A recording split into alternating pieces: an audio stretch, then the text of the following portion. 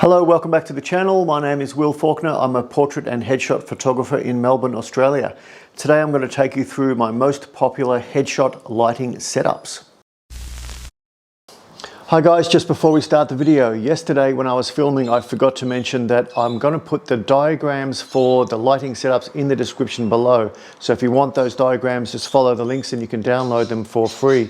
Also, if you like the software that I use for the lighting diagrams, you can also download that with the link in the description. Let's get started. Okay, so for the purpose of consistency, I'm going to have my camera set to, let's say, 4.5, f4.5, 160th of a second, and ISO, let's do ISO 200. Now I'm using a white background for all these shots. I would not normally use a white background. I would tend to use a grey or something like that, but just for consistency so that you guys can see the comparison between the lighting setups, I'll use the white background. So I'm using a 100mm lens on an old 5D Mark III, but you could use whatever you like. This just works for me in this scenario. I'm tethered into my laptop and that's using Lightroom. I know Capture One's probably a bit better, but I've been using Lightroom and it comes with my my Photoshop subscription, so I have no reason to change right now. Let's get into the first lighting setup. I'll take the camera off here and give you guys a fly around. So this is the most common one, and it's something that's it's a good lighting setup for females. So I've got the lovely Shamron here as my model, and this lighting setup is particularly good because the eye lighter gives a nice amount of fill around the cheekbones. So it's a one light setup. You've got a, what have I got here? A Profoto shallow medium umbrella with a scrim or a diffusing cover. And I've got in there a small Godox AD 200 Pro. Again, the eye lighter reflector. Now there's two ways that you can use this one, in my opinion. The first one is using it down low as a fill reflector, so basically as a bounce card.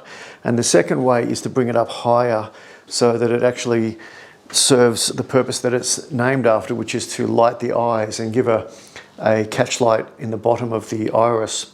But I like to use it low like this, and I find if it's too high, it just blows out the shadows in the under the cheekbones, and it looks like you've walked onto a mirror and you've got all this light bouncing up from below, and I find it does not look very good like that. So let's take a shot with this one, and I'll put it up on the screen. 1/16 and a third.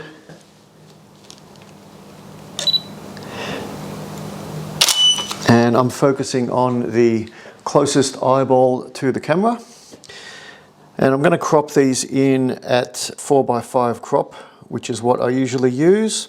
So that's a good one light setup. Let's get a little bit more advanced now and put the background light on, which I've just got a strip box over there. Let's turn that on and see how that looks. Okay, here we go. 1, 2, 3.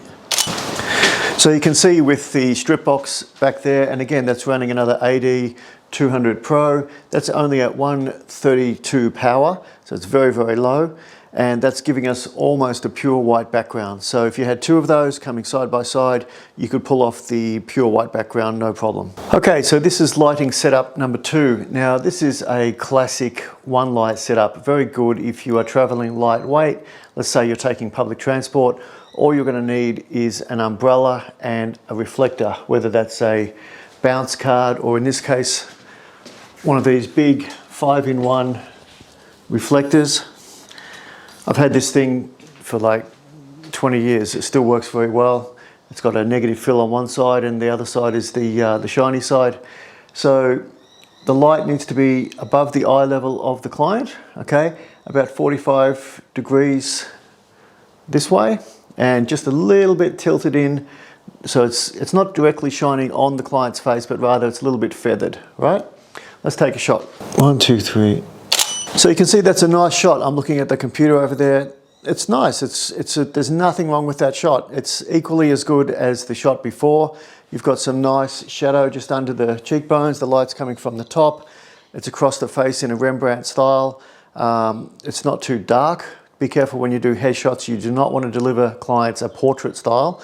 You want to give them a headshot style, which is light and bright. At least that's the style that I think should be delivered. So yeah, that's an easy one light setup. Let's move on to the next one. Okay, so we're on to the next lighting setup. Now this is the classic 3-light setup. It's a little bit more studio based. You'll probably find this a little bit cumbersome when you're doing on-site work, but it's very popular. I use it from time to time. I would generally not use it, but look, have it in the bag. It's a good one to know. So I'll take you through the setup. Let's do a walk around. The first one, the key light, is this umbrella again. So it's a 45-degree angle to the subject, and it's 45 degrees in front, 45 degrees that way, if that makes sense. And you've got the kicker light or the rim light. So this is like a diagonal pattern. If you look here, they're diagonally facing each other, and the subject is going to be lit on the, not the broad side, the far side. Okay, so the key light is coming here, but this side is going to be more in the shadow side. Okay. Now the fill light is up here. This is bouncing off the roof, and that's giving us our fill that you would usually get from using a reflector or an eye lighter. That's hitting the roof and then filling the entire room with global illumination, so that you've got a nice amount of fill and no nasty shadows. So let's take a shot and see what it looks like. 1, 2, 3. So that's a good looking shot. I'll pop it up here. There's nothing wrong with that shot. I would probably dial back the kicker light on the strip box a little bit, but I've raised the power just so you can see how effective it can be. This is a sort of a cross between a portrait and a headshot. If you wanted to make more a headshot style, you would just basically fill in the shadows, raise up the global illumination light, raise up the fill a little bit, and it'll fill in those shadows nicely for you. Now onto the last one, which is probably my most frequently used setup, and it's almost the simplest setup. Now this one I use when I'm on public transport. So we live in Melbourne, Australia, and a lot of my work, most of my work, is in the city, and where I go is often up in a high rise and there's no parking. So you have to get the train in or the tram or something like that, and I'll take just one roller bag with all my backdrop and my cameras and everything in there, and also I'll take a long tube. I'll just show you guys this tube real quick.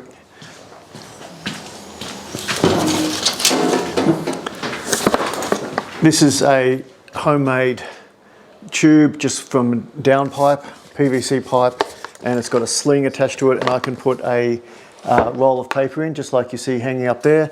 I can put that in here over my back and have this one here, my wheelie bag here, and I can go straight in. And the reason I like to have just one wheelie bag is my other hand is for an umbrella. In this part of the world it rains a lot, so I can hold the umbrella, hold the wheelie bag. I know my paper is going to be 100% dry in this thing, and I'll arrive to the site with everything I need and no excuses. So let me take you through the setup.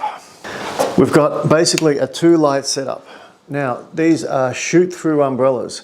You've got the 2 Godox heads there, and both of the heads are on TTL. So the first one is TTL plus a little bit, just a third of power on top, and the fill light on the left is TTL minus 0.7. So what I like to do with this setup is have the fill light, which is on the left, just a bit lower, just filling in under the chin, and the key light above the eyes coming at a 45-degree angle.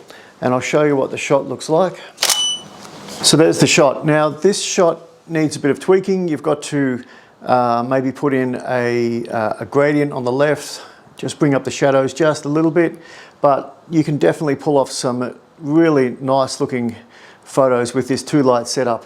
I'll put a couple of images up on screen of past clients I've shot with this, and I've shot large groups with this back to back, and just these 2 Godox heads with replacement batteries will keep you going all day.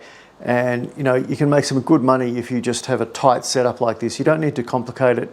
It doesn't need to be over the top with 100 lights and reflectors and everything. So just before we close, I just want to give you guys some bonus tips on safety, because you do not want to have to make a claim on your public liability insurance if you can avoid it. And some things that I've learned along the way are: make sure your tether cable is covered with a mat or some tape. If you're on location, you would take some high-vis tape just like that and make sure that's covered. Make sure you have these little flags. Here we go. These little flags go on all the sharps. So if you've got an umbrella sticking out, and you might have seen this earlier, just pop these on there, okay? It's just a little spring clip, alligator clips I think they're called, with a bit of tape over the back. Make sure you use sandbags if you can. It's often hard on location. If I'm on the public transport, I'll just use these nano stands, but if you can, and you're taking light stands like this, definitely make sure you are using sandbags.